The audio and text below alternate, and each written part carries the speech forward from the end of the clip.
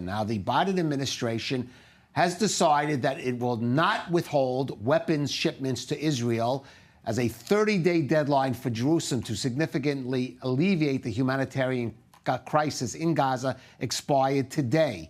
Now, the U.S. says Israel has not breached American laws on blocking aid supplies, although the administration cautions it will be monitoring the humanitarian situation in Gaza to check if Israel keeps the aid flowing in. Emily Francis has more on that in this report.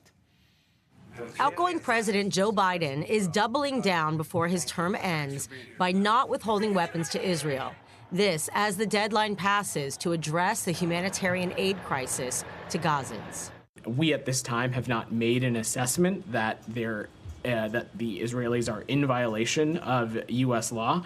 But most importantly, we are going to continue to watch how these steps that they've taken, how they are being implemented. Israeli President Yitzhak Herzog met President Biden yesterday at the White House, thanking him for his support of Israel since the October 7th massacre.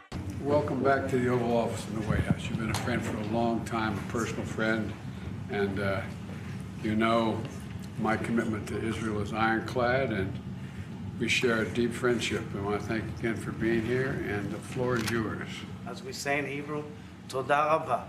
You've been an incredible friend of Israel and the Jewish people for decades, and we will never forget, ever in history, how you stood up with us in our darkest hour.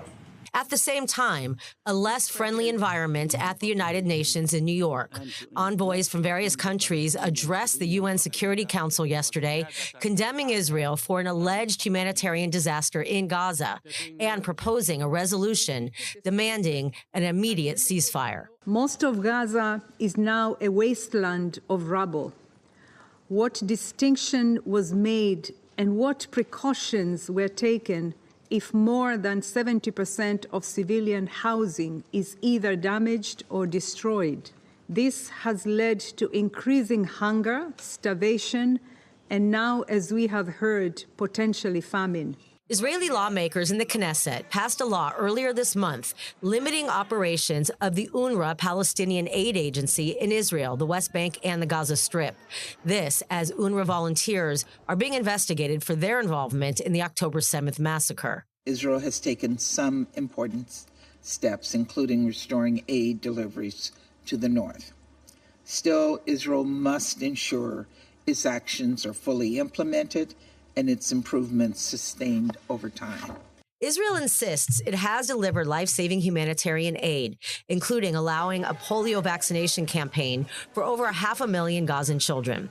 We need to see real and extended pauses in large areas of Gaza, pauses in any fighting, in any combat, so that the assistance can effectively get to people who need it.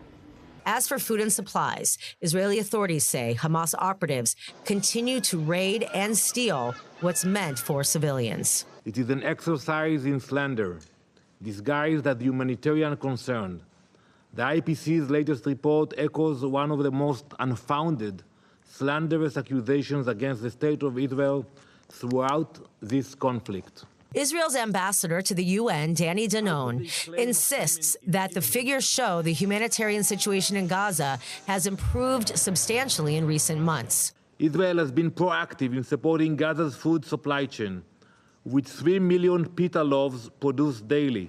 Additionally, 6 tankers of cooking gas have recently entered Gaza to sustain essential infrastructure.